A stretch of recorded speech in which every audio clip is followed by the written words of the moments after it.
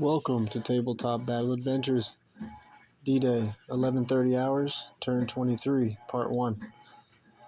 For the details, you'll have to go back and watch the introduction video, which was the previous video. Looking at Omaha Beach, U.S. forces, maybe one turn away from completely capturing Omaha Beach.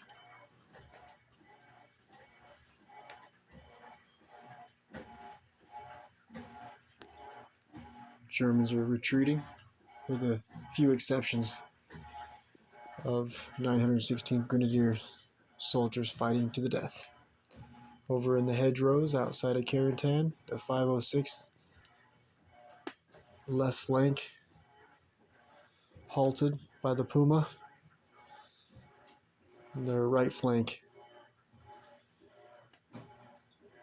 doing well, nearly taking control of this roadway.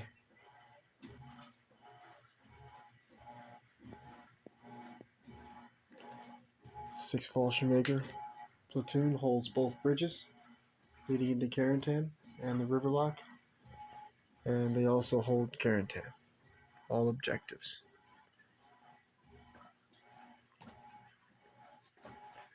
Before we draw the first order dice, we have a 506th artillery strike to roll for. I think 3 turns ago, Platoon Commander Captain Carey for the 506 center screen called in an artillery strike on this bridge. This bridge, by the way, has already 14 damage. It can take 36 damage before it's destroyed. So the artillery strike failed to come in, I think at least 2 times, but I think 3 turns in a row. So hopefully this turn needs to come in.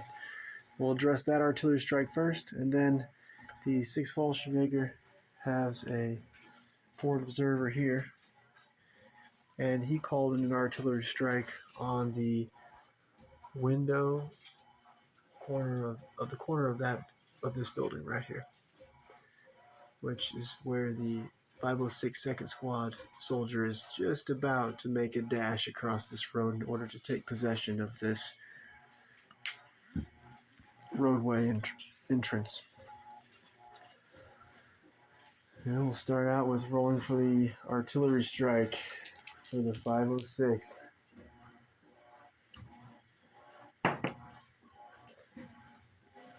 Oh yeah, it's coming. The aiming point is the center of the bridge. Be D6 plus 6 inches is the target area of the artillery strike. Oh, got lucky. 7 inches. That's probably going to include, well, we'll get the tape measure out. So only the bridge and the 6th Fallschirmjäger first section leader are going to be targets. With that low roll of a 7-inch area, got really lucky. It could have been maybe all these Germans, 6th Fallschirmjäger soldiers defending this area, but not to be. Let's see if they can at least damage the bridge. The whistle. Incoming round. This 2d6 and a scatter dice. Let's see where that missed 4-inch HE round is going to land. Oh, harmlessly in the water. Next artillery round coming in on the first section leader. And he's not going to go down. 2d6 and a scatter dice. See where the second miss is going to end up. Oh, it might do some damage to the bridge. The bridge is hit. 3d6 damage. We're going to treat it as a 4-inch HE and hitting a target that's in a building. So we'll see how much damage. This building can take 36 in total. It's got, or sorry, this bridge can take 36 damage, and it has 14, so 22. So it can't destroy the bridge on this strike, but it could damage it severely. Ooh, 11 damage. Bridge is up to 25 damage, 11 more damage, and the bridge will be destroyed. And now it's time to address the 6 Fallschirmjägers forward observers. Artillery strike called in. Right here with a 506 right flank attack, aiming to capture this road for their reinforcements to be able to come in here on the road. Turn 25. So let's see if they're gonna get lucky. Or wait, yeah, get lucky and the artillery strike doesn't come in.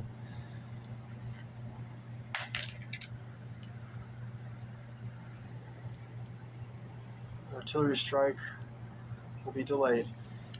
We're going to leave the target on the same location and try to destroy the building next turn.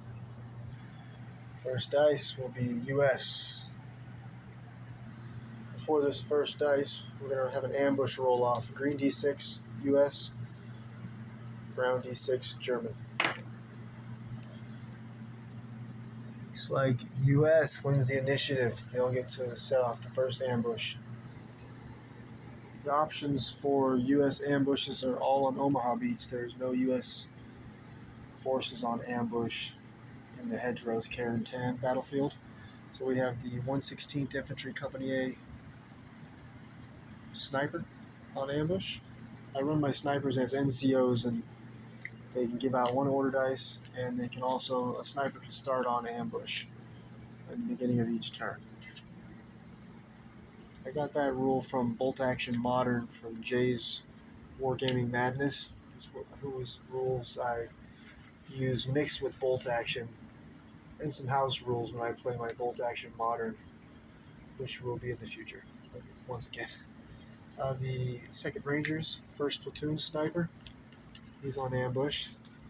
And then, ooh, right up here, it's got to be 2nd Rangers, Company C, 1st Platoon Sergeant is on ambush. We're definitely going to spring that ambush because we are in a critical situation here. On the inside of this bunker, there's a 916th Grenadiers 1st Platoon Flamethrower team.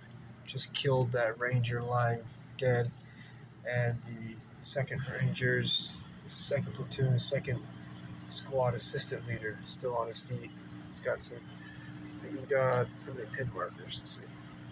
Surprisingly, only 2 pin markers. And also, we've got the 916th Grenadiers 1st Section Leader and 2 soldiers, all with SMGs. And they have got a pretty easy shot here on these Rangers, mostly from 1st Platoon. So we're going to spring the ambush, and the platoon sergeant can give out an order dice. He's going to give it to the 1st Platoon commander, the 1st lieutenant, who can then give out 2 more order dice. Platoon sergeant is going to receive a fire order. He's going to give he's actually going to stay right where he's at, but he's going to order the 1st lieutenant to fire. First lieutenant is first going to radio over to the Navy, and he's going to order a barrage on this position before they can open fire.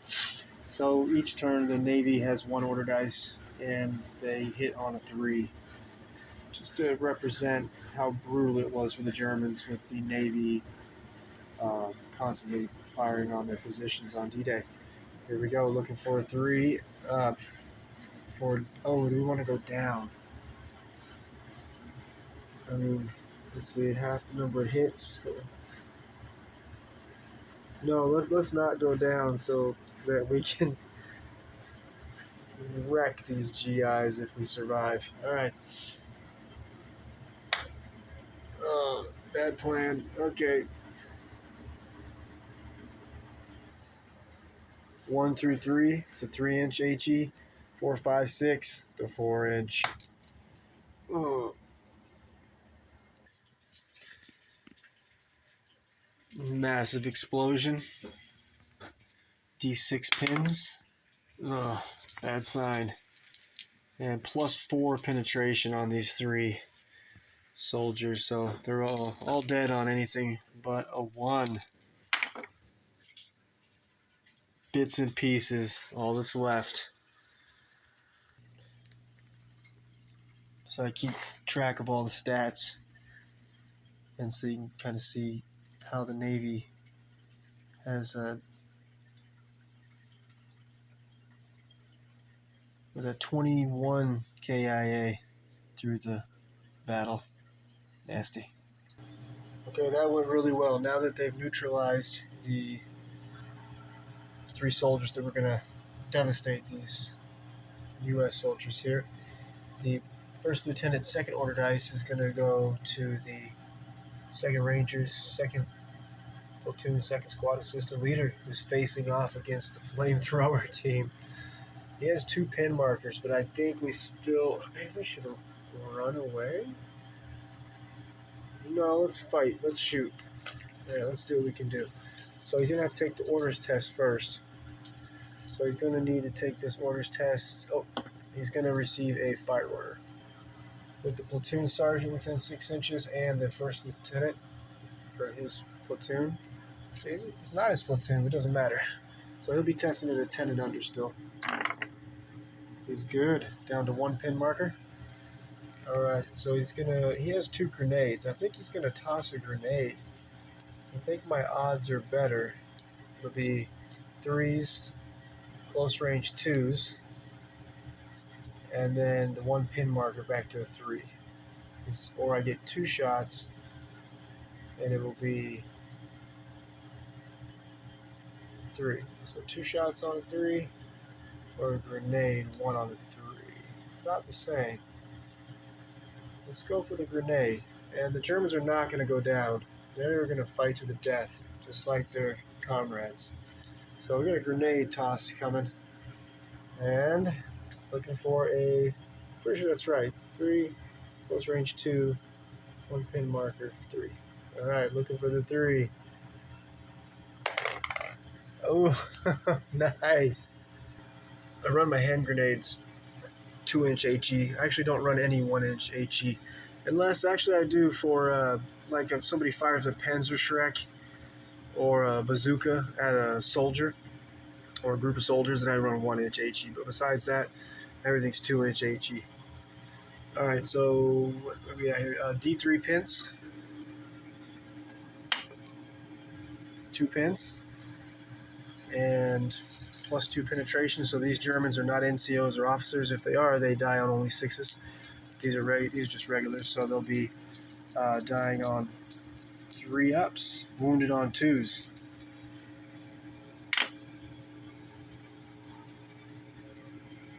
There's 2 dead Krauts. Bits and pieces all over the room. That was pretty excellent. So the soldier that just threw the grenade just avenged his buddy. Fantastic.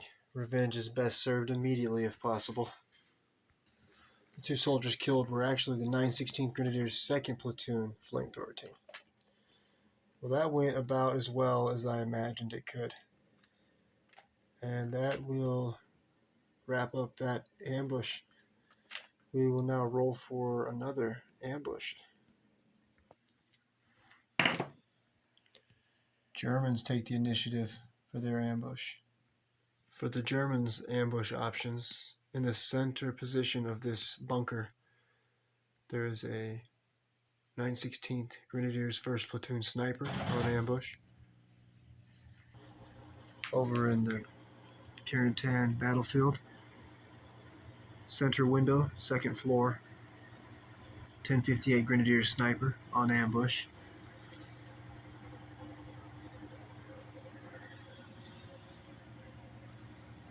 Sixth Fallschirmjäger, 2nd section leader on ambush.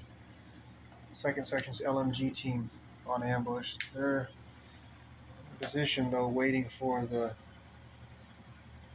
506 2nd Squad soldier to make his dash across the road.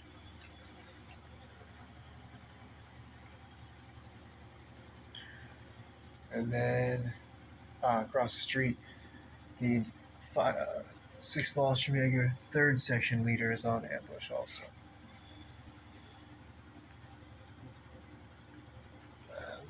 I'm going to think about it for a moment.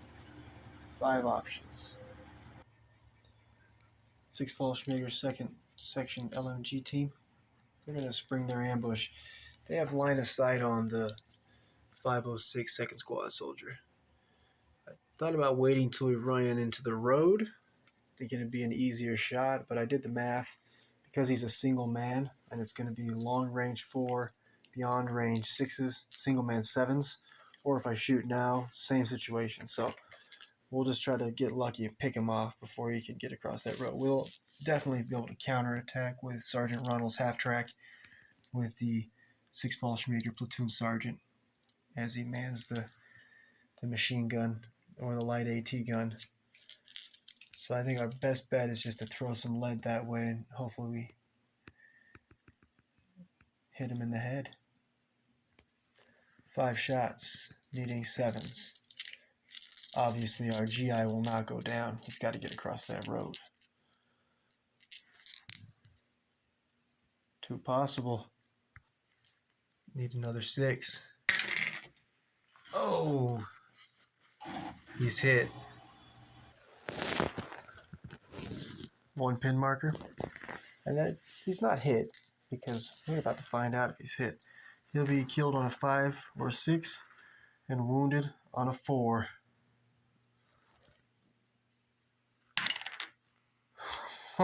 It's lucky.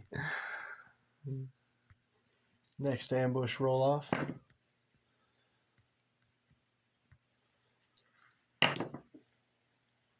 Germans. I'm going to end it there for the night. So about 3 nights from now will be a German ambush. And most likely we'll spring the 6th Fallschirmjäger 2nd Section leader's ambush, have him advance toward the LMG team here, the other 2nd Section LMG team, and have them also basically same game. Just try to add a second pin marker. Maybe we can at least slow him down from getting across that road. A lot of action still to get to.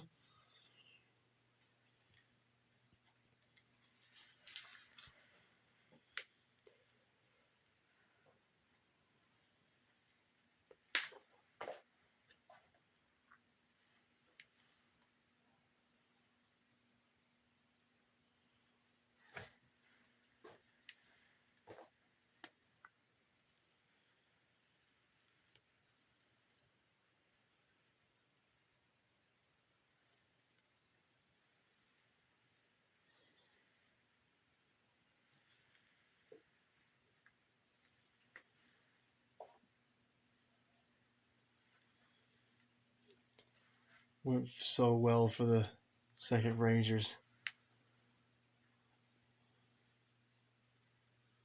And the survivors for the Germans will flee onto the hedgerows, Carentan battlefield with a scatter dice. Whichever way the scatter dice points will have those Germans into the battlefield at that point. The U.S. forces that survive Omaha Beach from the 116th Infantry Company A and the 2nd Rangers, Company C, 1st, 2nd Platoon, will be able to enter the hedgerows Carentan battlefield from any battlefield edge that's controlled by the U.S. forces. And as for the 743rd Tank Battalion, Company A, 1st and 2nd Platoon, we're going to resurrect all these 3 tanks that are knocked out and any that are immobilized, which is 2 of them, 2nd Platoon leader, the Jackson, and this incredible M4 with the dozer blade attached. And we'll give them their fresh company to match against the Germans' fresh company from Panzer Lehr division that's arriving. Any German battlefield table edge in the hedgerows Carentan battlefield. Alright, thanks for watching.